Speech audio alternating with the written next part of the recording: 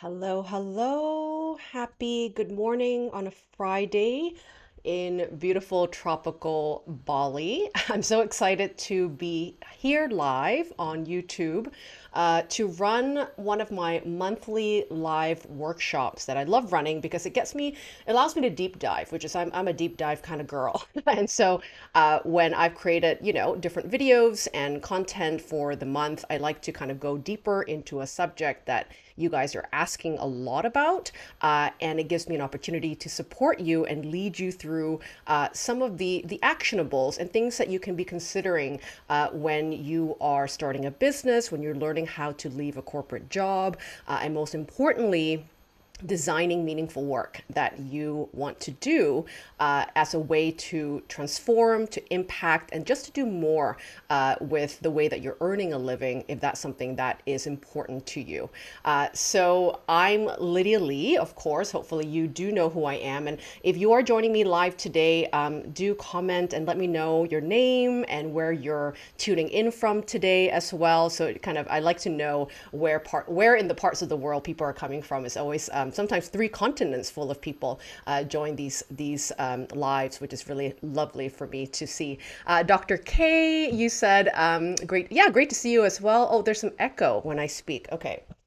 Let me see if I can just put on my AirPods. See, this is the technical difficulty stuff that we just need to be flexible about, don't we?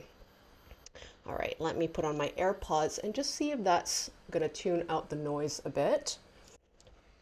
Sometimes that happens. Let me know if that sounds better, Dr. K, or whoever is listening, just so that I can continue without having any disruptions of audio problems today.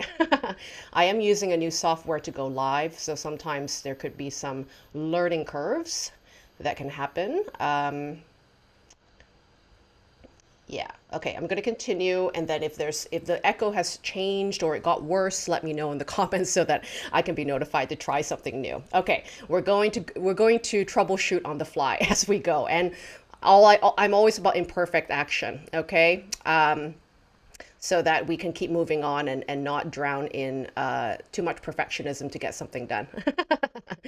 Oh, Krista, it's you, Dr. K. Krista, right? One of my coaching clients. And then we've got Shira as well, joining from from the U.S. as well.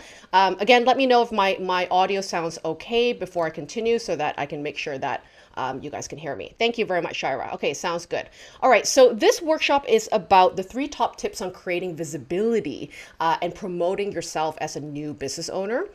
So this was a topic that really came to mind for me because as people were watching some of my videos in the past about so last week or 2 weeks ago, I released a video called how to build and engage a new audience using newsletters. There's also a very popular video about, do I need social media to be successful in an online business? And I gave a couple tips on what are alternative marketing activities other than social media, if that's not your jam, which is totally okay, by the way.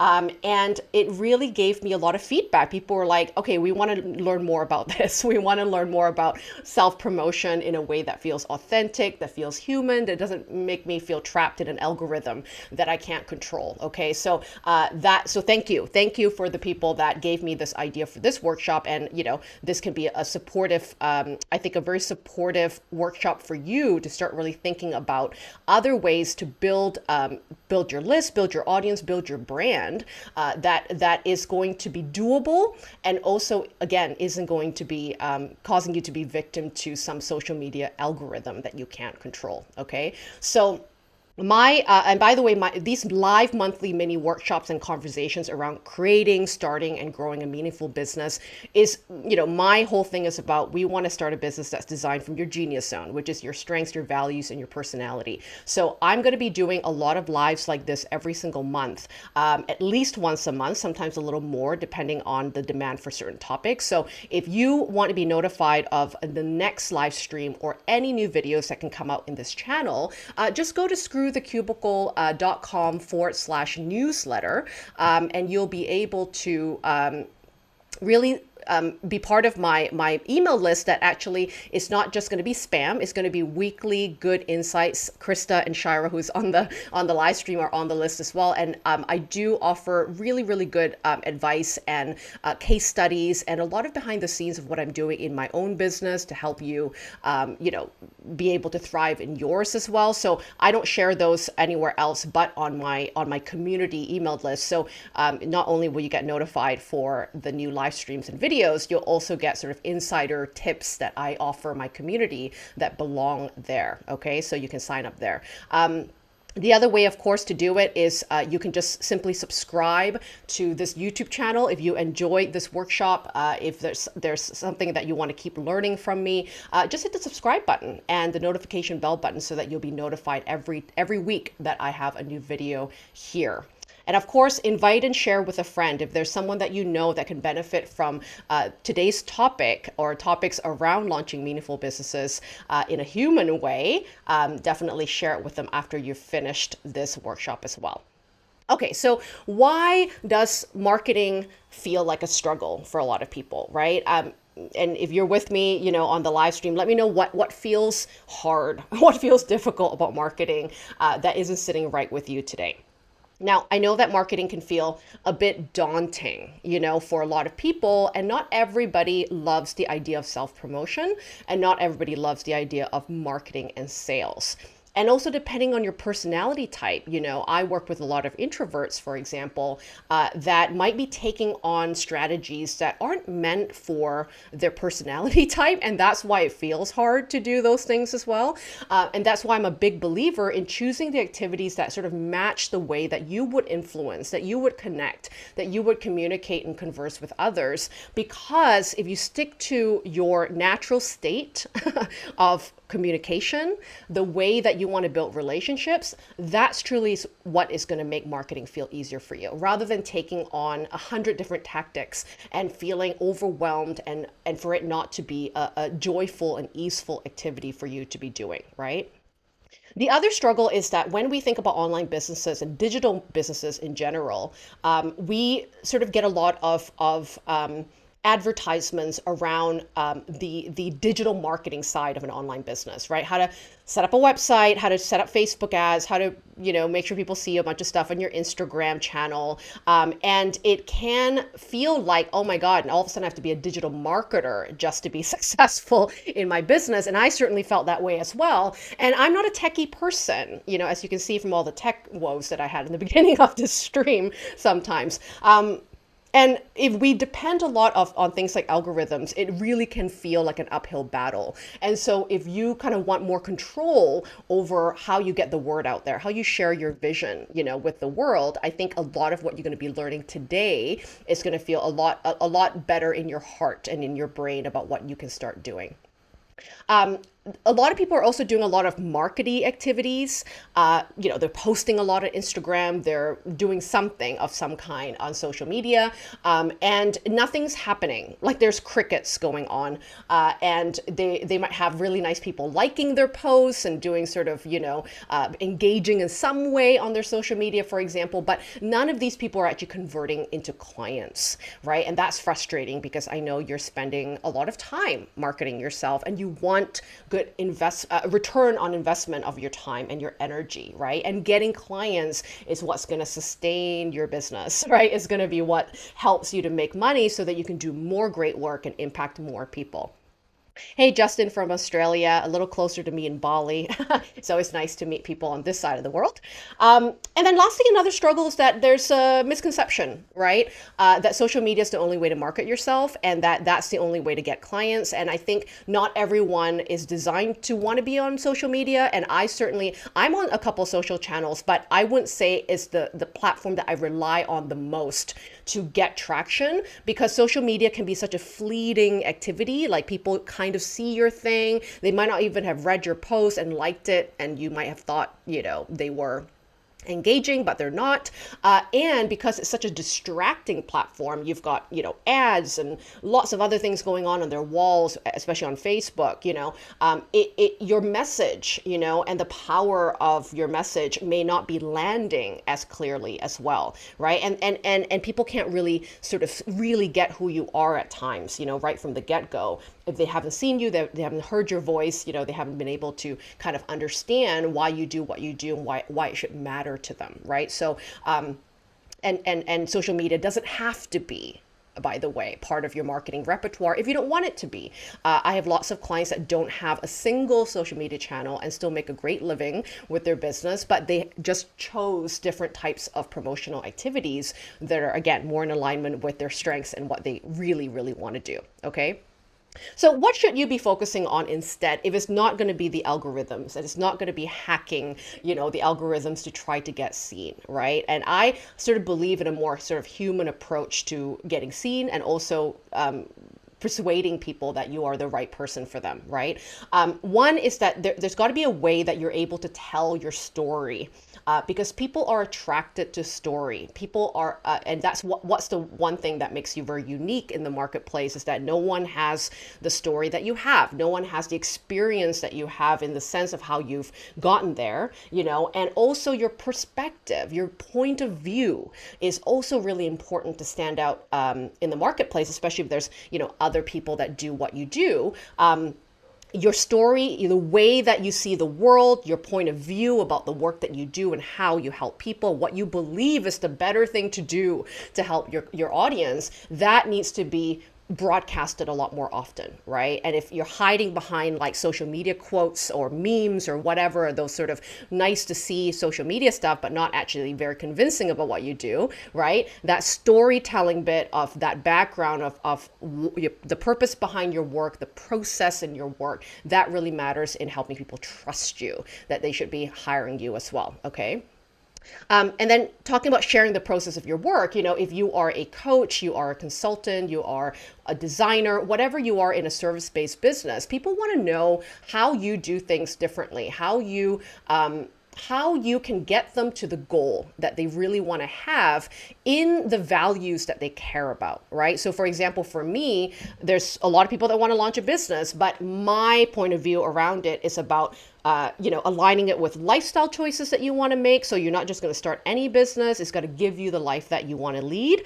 And then also it's got to have more of the activities, or the model of the business has to be designed in such a way that you are leaning into your strengths, that you're leaning into these genius zones that are your natural superpowers, so that you're not feeling icky and inauthentic when you're doing business in general, right? Because that's what gets people out of the game. They get frustrated. They get not motivated when they're doing stuff that they don't like, and therefore believing that they just aren't made to be a business owner, when actually it's a tweak of what it is that they're focusing on and what it is that they're doing, right? So I will need to do a lot more content and spread the word around that different way of launching a business versus potentially someone else in the marketplace, right? And that's what's going to help me stand out from the sea of sameness. The other thing I think we always forget to focus on, especially if you are a service-based small business or service-based business, is this invitation to a lot more one-on-one conversations. If you are in the business of helping, right, which means you are a coach, a consultant, you are a mentor, you are a teacher, you are even a web designer, copywriter, whatever it is that you do that has to do with another human, and that human actually needs to know you, and you need to really know that human. Anything service-based, you need to actually infuse a way in your of what you do in your marketing plan to have more meaningful conversations one-on-one, if you need to, with people that you really want to help. That's a great way to not only sell what you do and have a more intimate relationship with people that are considering hiring you. It also allows you to do a lot of really powerful market research, of what is actually the pain points, what are actually the obstacles that are causing your clients or potential clients not to move forward towards where they want to go. And it gives you a lot of clues as to what it is that you need to teach, what it is that you need to guide people on in order to do it differently, right? And so you don't have to be isolated in knowing what you need to talk about, in terms of helping people, you just need to ask. And in order for you to ask, you need to actually have more conversations, right? We hide behind the laptop a lot as a digital business sometimes. We think that if we post something, everyone will read it, and that's not true. And I think some of the biggest things that I've done in the first year of business to be able to get a full roster of clients is actually looking at my agenda and looking at my calendar every month and going, how many meaningful one-to-one conversations am I inviting people to have? And if it's zero, then I'm not going to be surprised if my bank account looks that way as well, right? So whenever someone tells me I'm not making money, in the coaching business or whatever it is that I have in my business, and I don't know what's working, I always ask them, how many conversations have you had this week? And it's very telling, of what that looks like. If they don't have people they're talking to, it's really, really hard to get clients to trust you, especially in higher premium packages or higher premium services like consulting work or coaching packages that, people aren't just going to put their credit card on the line, not knowing who you are and trusting that you can do the work that you say you're going to do. Okay. So in summary, we have to kind of redefine what marketing can be, right? It's not mass mails and more numbers and bigger audience. A lot of it is this meaningful conversations that we want to be having with people, right? Or not even thinking about the most snazziest looking, pretty post that I can put on my social media channel, but thinking about what's a meaningful conversation worth starting in my marketplace. What do I want to talk about that frustrates me in the marketplace, that I might see things a little differently? What is it that I want to plant the seed about? Marketing to me is about planting seeds, because it's not a one-time thing that happens. People don't just hire you right away from watching one video or one post. Sometimes they do, but very rarely they do that. They need, it's like dating. You don't just get married the minute you meet someone right away. It doesn't really happen that way. It requires several dates, right? Several interactions, several ways of connecting to people in order for you to really gain the trust and the credibility that's required for people to want to hire you, right? So you want to think of marketing as an educational seed to plant for your audience and really progress them towards that education, so that when they're ready to hire you, when they're ready to get help, you are top of mind. Okay. And then marketing can also be a relationship that you're starting with a new person. Again, I always use the analogy, Shira and Krista, who is on this stream today, know that I talk about marketing a lot about the analogy of dating that comes with it as well, right? We don't want to go straight for the jugular of, like, when we meet someone, it's like, here, buy my thing. We don't do that at a dinner party. We certainly don't do that on a first date. It's very bad form, very bad impression that you'll make for someone. You want to find out more about them. You want to find out if you have things in common. You want to tell your story. You want to hear their story and really see if there's a match. And then, you might ask them out on a second date, right? Which might be a call, right? Or an interactive one-on-one call. And then maybe after that call, you might, ask to go steady, right? After several dates, then you might want to date them. But we need to know that marketing has stages of a journey, right? And we want to actually look at marketing as an authentic way of planting seeds and educating and supporting our clients genuinely, so it doesn't feel so sleazy and it doesn't feel so disingenuous, which is hopefully what you don't want to experience in marketing your business, okay? So the last thought about this is that I don't want you to focus, in the beginning of a business, a lot of people focus on numbers, big numbers, more of an audience, bigger audience, right? And it can be, again, frustrating because it doesn't happen quickly, right? And so we get discouraged really easily, right? But my whole thing is about don't focus on a big metric of numbers, like the number of followers you have or your audience size or your email list, right? But the quality of an audience or how many meaningful conversations you're having with one person at a time. Those sorts of intimacy activities are so much more impactful and powerful to get you clients than actually passive audiences that are kind of looking at your stuff but not really converting into paying clients, which is a waste of your time, in my opinion, right? So these things that I'm talking about today are activities I continue using in my own business today, 8 years later, because I know how great, like the conversion rates from someone on a discovery call with me to being a paid client is almost at like 75% for me, right? And that's amazing because I'm not spending money on ads. I'm not worrying about algorithms. I'm really just worrying about meaningful conversations and attracting an aligned client that should be working with me. Okay. Now, the first tip I want to give you about promoting and self-promotion and marketing your business for the first time is something that people miss a lot. And this almost like the first tip I want to give, because I know most people aren't doing it, is this starting with the low-hanging fruit ecosystem you already have. We always look to cold leads. We're like, oh, let's go in the wild, wild west of the internet and try to find clients. But actually, you have already built really amazing social equity in your community, in your network, in, the Rolodex of people that you've already been accumulating in the lifetime that you've been alive. Right? And so when I think about existing ecosystems and network, these are like people that you've worked with in the past. These are old bosses and colleagues that can vouch for your work. These are family members that have friends and relatives and their own network that you might be able to tap into. These could be the physical community that you're already a part of, your places of worship, your community center, the partnered business down the road, that potentially could be an interesting person to do something with, right? And of course, just people that know you, that are friends, right? That you may not be the person you work with, but might be able to know other people that are a great fit to work with you, right? So just the act of telling the people you know about your business, that is something people forget about a lot.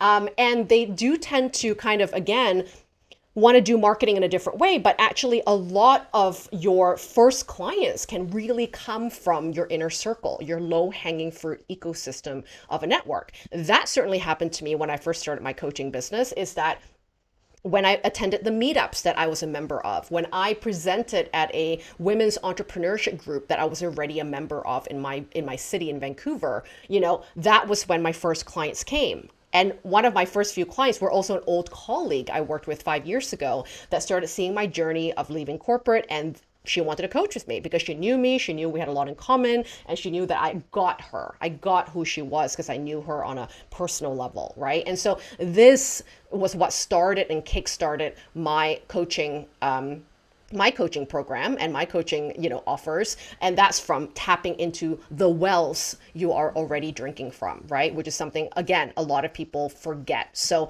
tell people what you're doing, send personal emails or messages to a short list of people that you think should know about your business. Just announce it. And that makes business real for you as well. Okay. All right. So what's beyond the ecosystem? What's beyond your personal network of sort of external marketing that's going to be out there and gaining a lot more traction with another audience that you might not be knowing about? Let me take a sip of coffee. All right. One of the most successful things that I still keep continuing to do is marketing through podcasts. And I don't always mean you can have your own podcast for sure. And I had a podcast when I first started as well. But where I found a lot of traction is actually being a guest on a podcast. And a great activity to do if you're someone that doesn't want to market all the time, market every piece of content that you create, and instead just sort of jump on the bandwagon of an existing show that has your aligned audience already listening. And what you're doing is just showing up and doing what you do best, which is sharing your story, sharing how you can help, and leading people through a solution, right? Or helping people through some problems that your work is known for, right? Podcast shows are a really great way to, an audience to get to know you because it's more long form. It's not just like a 5-minute video or a quick little blog that they read, right? They really get to deep dive into who you are as a person, why you do what you do, and there's some really important questions that you get to answer during a podcast show, right? And that's it. You show up, you do what you do best, and then let that show and that person market your episode. And that has been really great for me because I don't love having to do marketing all the time either. I want to be a coach. I want to do what I'm paid to do. And when I get to be on a podcast, I get to be a coach. I don't need to be a marketer to be able to do my job there, right? And that really helps me stick to my genius zone as well, right? And so when you think about podcast shows, podcast shows are great for introverts as well. You don't have to be on video. It really is such a lovely platform that people really pay attention to, and you are remembered really, really well because, again, of story, because of the long form storytelling bits of a podcast, right? But when you think about what podcasts you can be pitching to, a lot of times, again, people are wanting to pitch for the big shows or shows that they're listening to, and they're like, oh, I can never get on there because there's so many famous people on there. And okay, maybe not today, not right now that you could get on a show like that, but you can certainly build your portfolio of being a guest on a podcast show by targeting sort of new and upcoming shows. Right? These new and upcoming shows are great to target because, first of all, they need guests, right? They need guests to be on the show.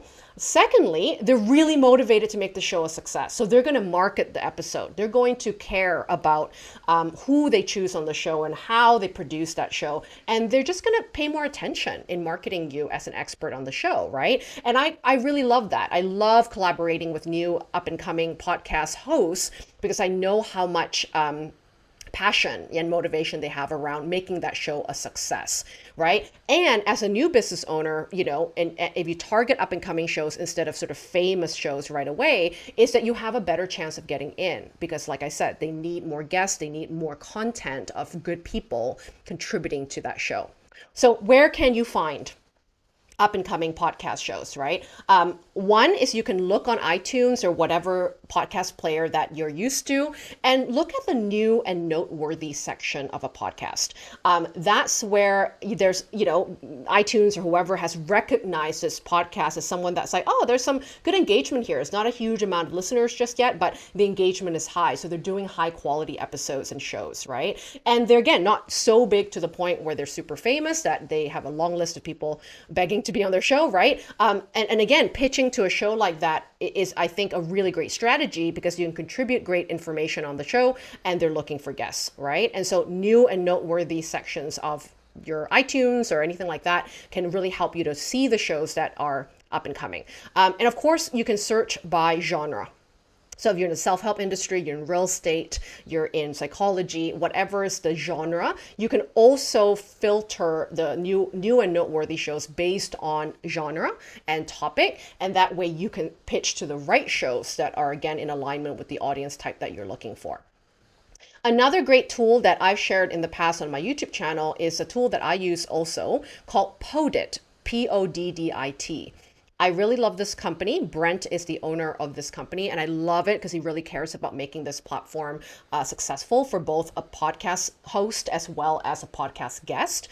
And I call it the platform, I call it the Tinder for matching podcast shows to podcast guests, which I really, really love. So instead of mass pitching to a bunch of shows online somewhere, is you're using their platform to create a profile as a podcast guest, and you get to kind of put in your profile what you want to be, what topics you're known for, examples of shows you've been on. You can even post a video or audio of yourself so that they can hear your voice.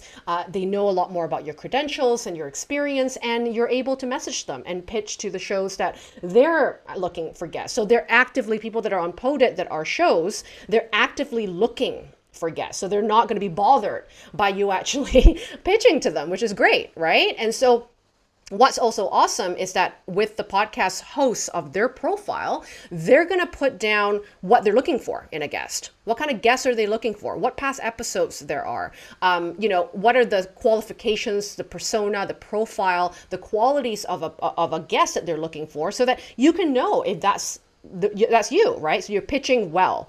And also because you know what they're looking for, it also changes your pitch, right? You can change that. You can call out that value. You can say, yep, I do that. And here's how I do it. I would love to be on your show. And so you're already speaking their language, which is a really great way of resonance, right? With landing a podcast. Okay.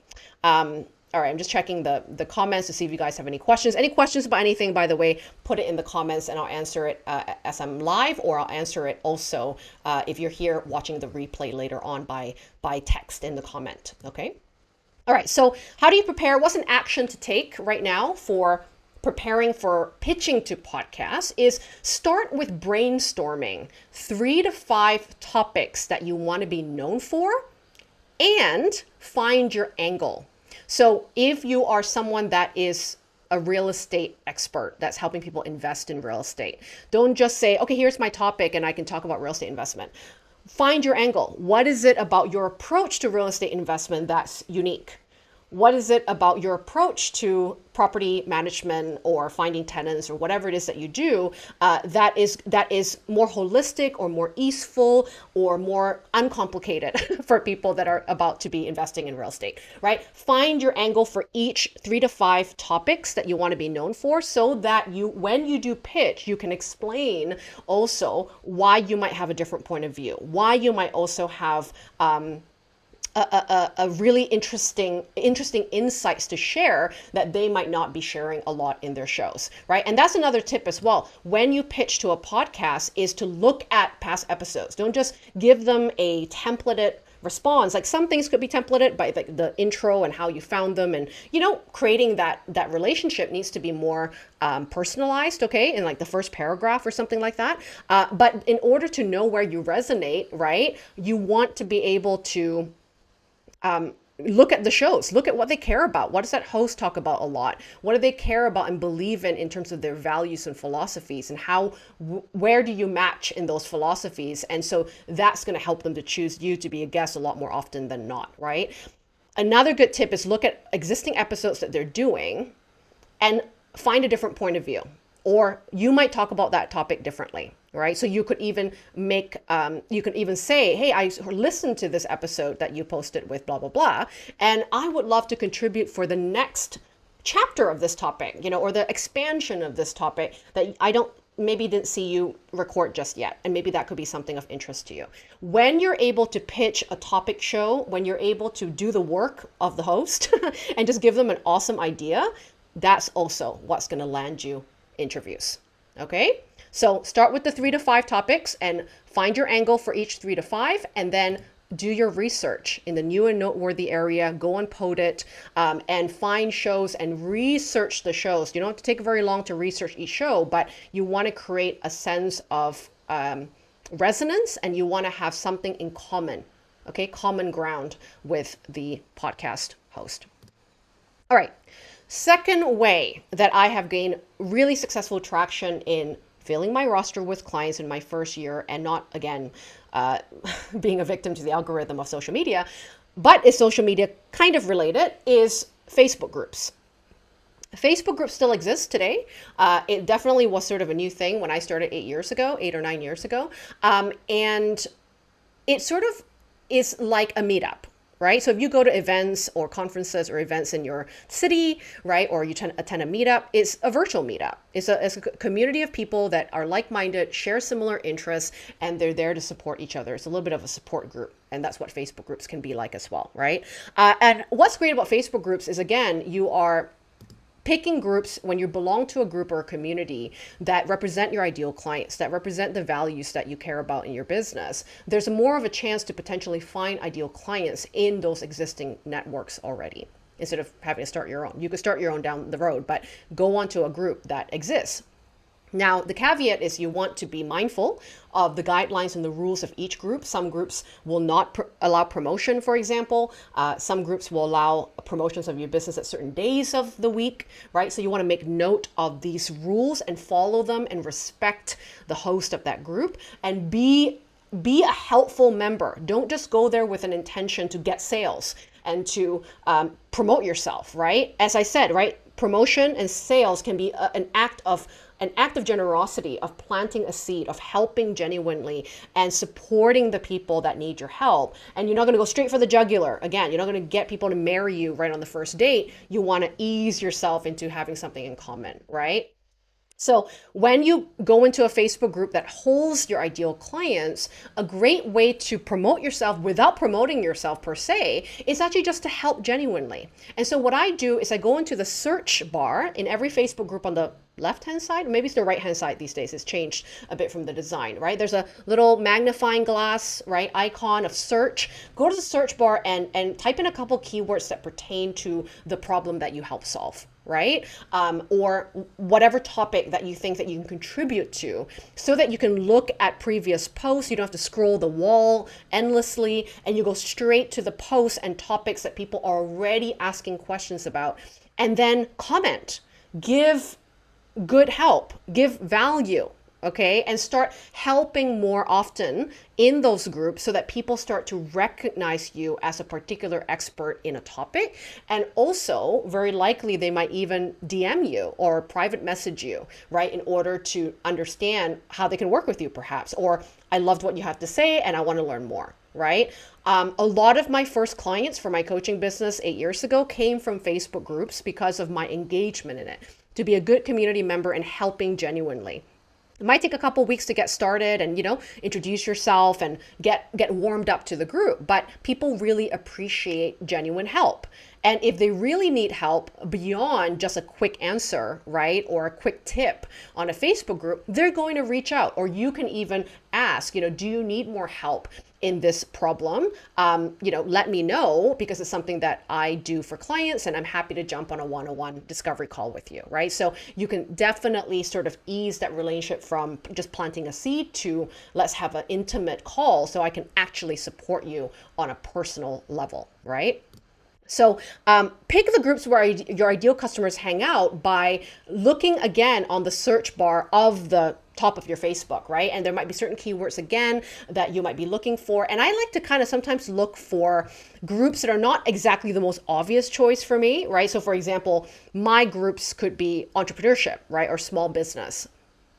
But I also know there's like so many business owners in there and so many business coaches in there as well. So what I sometimes like to do is pick like one interest, 1 degree separation of my business. So for example, I belong to groups that are about minimalism, because I'm a minimalism person and I do business in a way that's very simple, and essentialism is part of my philosophy, minimalism is part of my philosophies. And I can actually really support people in that group that are also business owners, but are there to learn new habits of being a minimalist. So that is also an example, right, of 1 degree of an interest to be able to not compete with a bunch of other people that might be just like you also in the group. Another example for me of another interest beyond, launching a business for me is the idea of location independency or digital nomadism, right? So there are groups that I joined that are all people who are interested in a digital nomad life, and we talk about all sorts of things about that. But that's a profile of a person that wants to be location independent, wants to travel with their business, and that's also sort of 1 degree of interest from just business launching, right? That might be the obvious choice for me to join a Facebook group. And so picking a couple of groups, not a lot, because belonging to a community is it takes time and energy. So you want to belong to the right groups, and maybe in the beginning you might sort it out and filter out based on your experience. But just picking 1 or 2 groups and engaging in there a couple times a week, right? Put a time block in your calendar just to go, I'm gonna just scan and see what people are asking questions on, maybe introduce myself, share a tip, share advice, right? Give generously, as I said. And that is also a great way for people to know you, right? We do that in conferences, we do that in meetups, we do that in professional events, right? And so why should that stop us on a virtual world as well, right? We can definitely do that. So action, if Facebook groups might be an approach that you want to take to get in front of more of your ideal clients, I want you to think about the interests of your ideal clients, right? What kind of Facebook groups could they be hanging out in? Is there maybe a common certification? So let's say you deal with a clientele that is certified in a certain way or have a license for something, right? And so you might join groups that have members of that license or students of that particular certification. That might be a good way for you to get in there, right? It could be, again, that 1 degree separation of interest, like what I mentioned about my business, right? What's another interest of value that your clients will be having where they belong in that group, and you can also, be in that group to support them in a different way with that similar interest, right? Like for me, it was that minimalism group. So I want you to think about interests, and then maybe like 3 different interests that your ideal customers have and where they could be hanging out to be supported in that interest, and then go in the search bar of Facebook and try to find some groups that you get along with, and just trial it for a couple of weeks and see if you get along in that group. Okay, and that's a really great way to find a new audience as well. Now, after this stream, I'm also going to put on the descriptions in at the bottom of this video on a couple of other videos that will be helpful for you. So one of them I filmed many years ago of how to find clients and how to engage and build your brand through Facebook groups. I'm going to share the link to that video so you can dive into that topic a little bit more if that's of interest to you. Okay. All right, I'm going to do a little pulse check here, see how everyone's doing as we move through some of these human-focused strategies.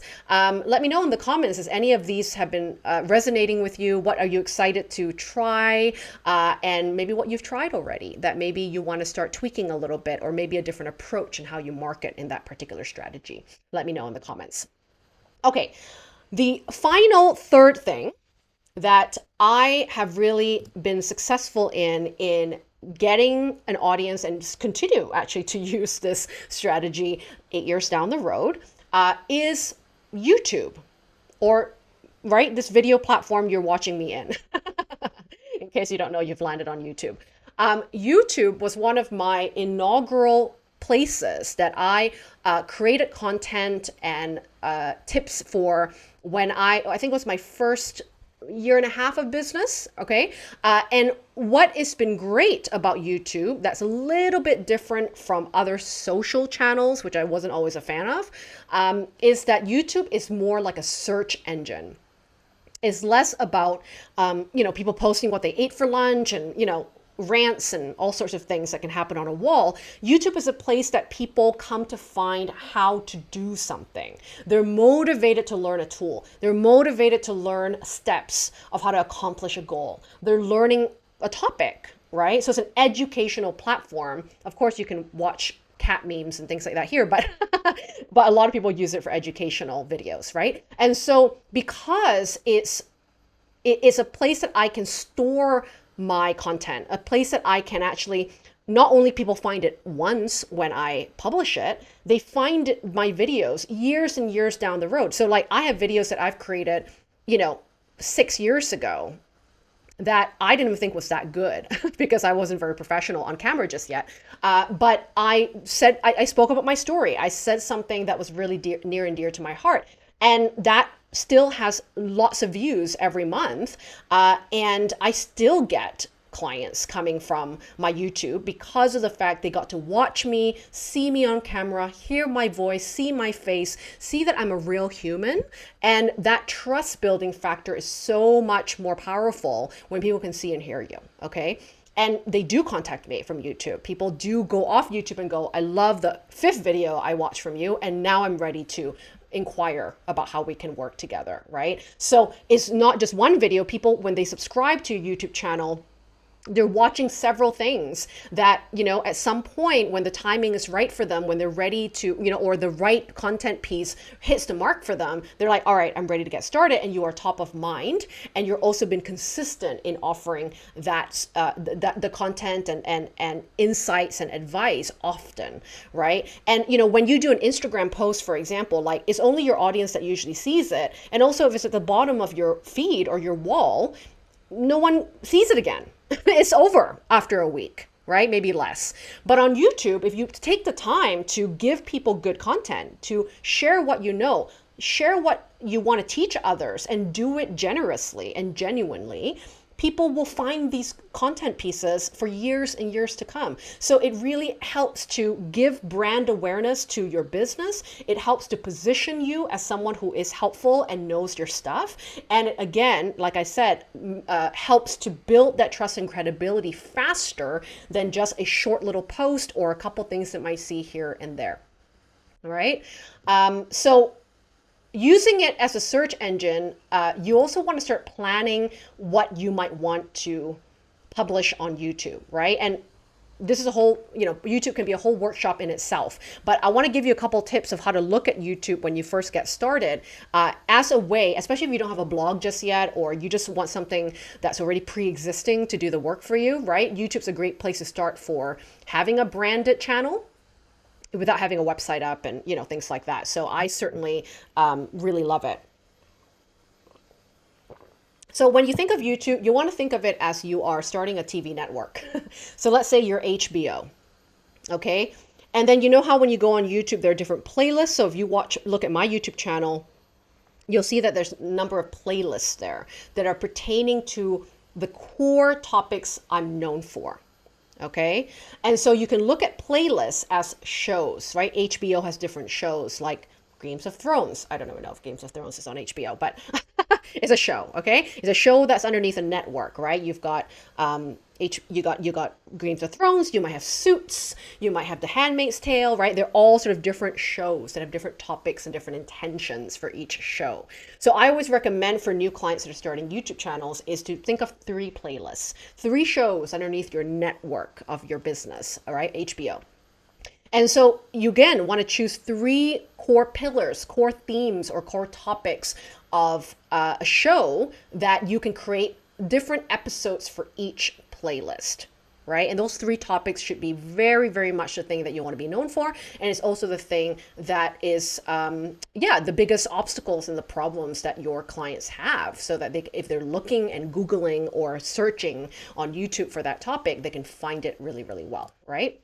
So what you want to really be thinking about when it comes to creating videos is not just about, you don't need to have it polished and have animation and all the fancy gadgets of how to make a YouTube video better. You can certainly make it more polished down the road if you want to, but the beginning is all about consistency, and it's all about giving good content that really matters to people. Okay, so even if you're just straight to camera, just like this, I don't have anything fancy today, right? Just talking to the camera. This is what's going to help draw in people to learn from you. And the more raw and real you are is what works really well on YouTube these days. Not just your polish and there's studio lighting and there's, crazy animation. Like, you want to be accessible. You want to feel like a real human that's just like talking to you as if you're in my living room. Okay, you are in my living room today, right? So that's sort of how that vibe that we want people to have. I think that really resonates a lot with people, that you're a real and raw person. And you want to just give good content. You want to be able to solve good problems people are seeking for or actively looking to solve, right? You want to give away, show and tell what you do. So a great way of going into less about, self-promotion, and you feel like it's all about me. I have to market me. Well, it doesn't have to be you. Actually, it shouldn't be about you. It should be about your audience. It should be about them.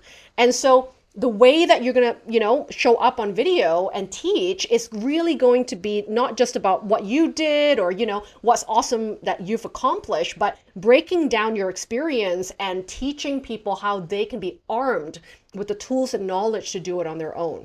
And people will still hire you because they still need structure. They still need a strategy. They still need someone to hold them accountable. So don't worry about giving too much. Don't worry about giving generously, because the people that will hire you are the people that need more than just information.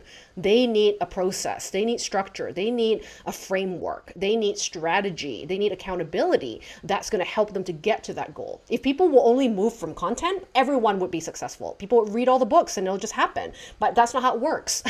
Human nature, we have other necessary needs, like support, like coaching, like mentorship, like guidance, and talking ourselves out of self-doubt to move forward, right? That's when they'll hire you. And so give away your information, give away generously your information. So showing and telling is an excellent way to build trust and credibility, because you're not just telling people to hire you. You're not just saying, buy my thing. You're saying, I'm showing you why you should work with me. I'm giving you a peek about what I will be teaching you on or helping you do from this content, right? Teach what you know often and give people a reason to continue watching. Give people a reason to continue subscribing to your channel. And as you grow your audience on a platform like YouTube, it can really sort of, really bring you leads in a way that, you don't have to be looking for one lead at a time. If you have great content topics, people will still find you 3, 5, 8 years down the line, right? Shira, you said great information. I didn't realize that you could filter to search posts on Facebook. I plan to give this a try. Awesome. Yeah, let me know how that goes, Shira. And then Krista, you said YouTube was my pathway to get to work with you. See, it's good to hear how people get to me, right? I watched several videos, and when we had our first meeting, I felt like I already knew you for quite some time. It really builds trust. Definitely. I think if you can't get in front of a call to every single person, right, that's on the internet, you'll be not sleeping. But when people can watch several videos, they do get to know you in a more intimate level. And as I mentioned, one of the focuses that new business owners, and in my opinion, every business owner that are in the service-based business should be doing, is doing a lot more intimate interactions, a lot more live things, a lot more phone calls, a lot more live video, because that's actually what's going to help build your reputation. And not everyone else is doing that. They're hiding behind Instagram posts. They're doing just blog posts. And no one knows if that's a real person or what you sound like, And so we need relationships. We want to build relationships with people that we want to hire, especially things like coaching, or human to human style business models, right? People need to trust you in order to hire you and believe that you can get them to where they want to go, right? So videos are a powerful, powerful, powerful way to build that credibility. And it's something that you can kind of control, right? The other two strategies I gave you, you're on a different platform, right? You're kind of on someone else's podcast show, which is still great, right? They're marketing for you. On a Facebook group, again, it's hosted by someone else, right? But you're participating as a helpful member.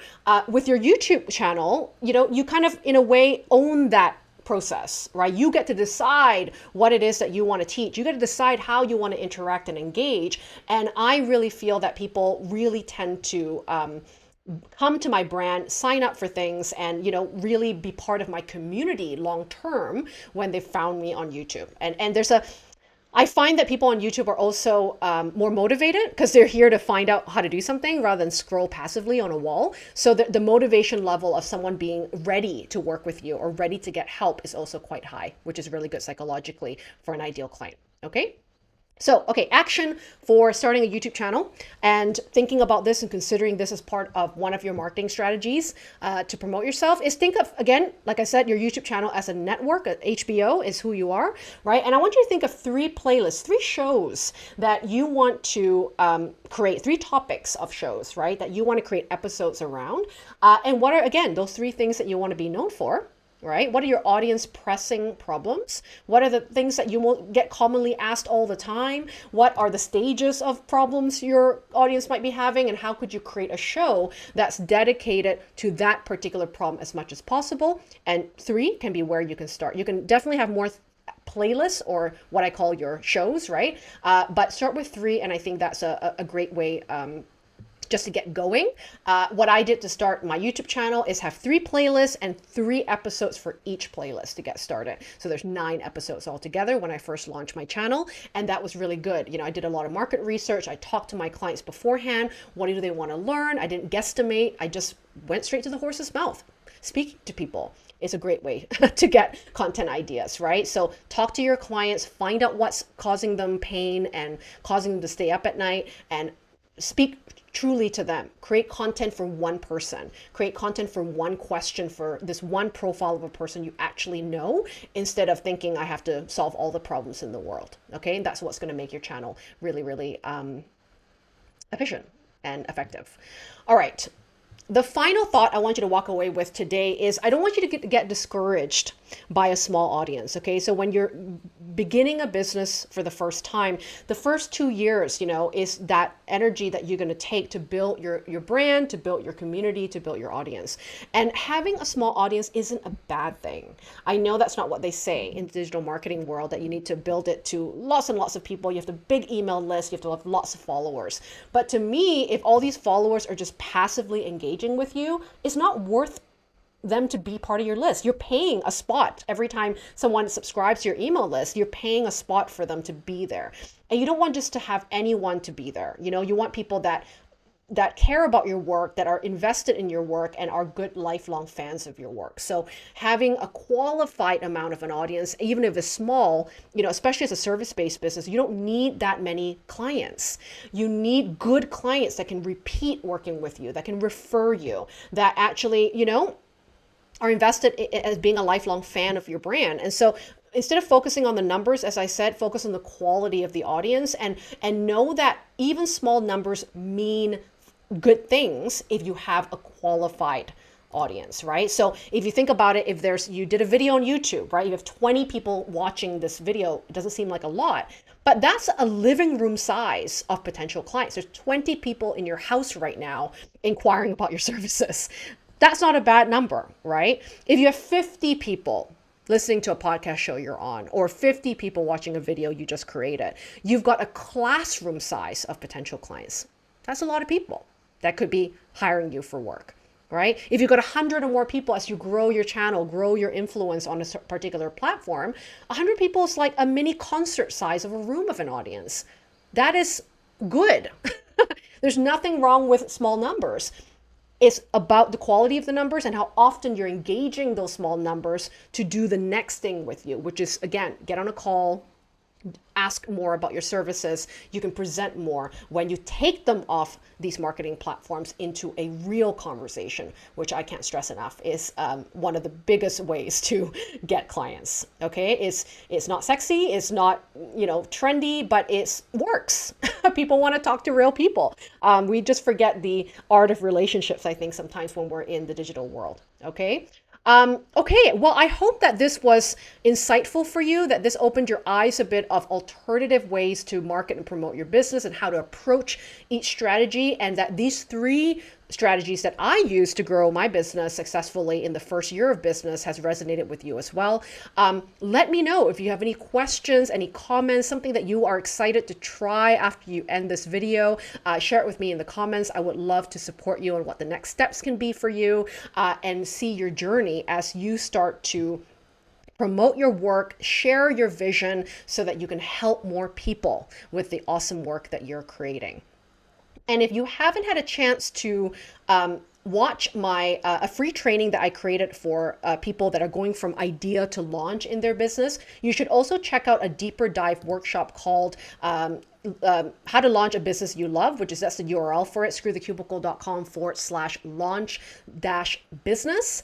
And that is going to give you about a 90-minute workshop that I run for people to support them in building the foundations that are necessary to launch a meaningful business, that are going to be human, that's going to be simplified, and it's actually going to help you to be confident in the work you're actually producing, instead of actually just focusing on the shiny object things that make your business look good, but doesn't make you actually be good in your work. That's why people should hire you, is because you're good at what you do, not just because you look good in your brand. Okay, so you can sign up for that workshop. It's completely free. I deep dive a lot in all these important foundations of a business so that you're building a good solid house for your business before you go out there and start marketing it. And I think you'll be really surprised about how simple it can be without complicating it with hacky tricks and fads of marketing tricks that actually isn't going to help you really start your business in a authentic and genuinely helpful way. Okay. Hi, Evan from Singapore, also close to my time zone in Bali. Awesome. It's so good to see everyone from different parts of the world. Thank you. Thank you so much for joining me today. I hope that you join me for all my monthly live streams that will be happening. Again, if you haven't, you're not on my email list and you want some good insider scoops, scripts and tips. And, anytime I do come on live here or any new helpful videos I create every month, go to my newsletter, screwthecubicle.com/newsletter to sign up. And that is where I really offer really cool things every single month of behind the scenes, interesting things I'm doing to grow my business to fit my life, and also a lot of case studies and things like that that I share of other people that are launching meaningful businesses and how you can learn from them as well. Okay. Thank you again for taking the time to join me. I hope it was valuable for you. And have a great weekend. Have a great week wherever you are, and see you soon. Bye.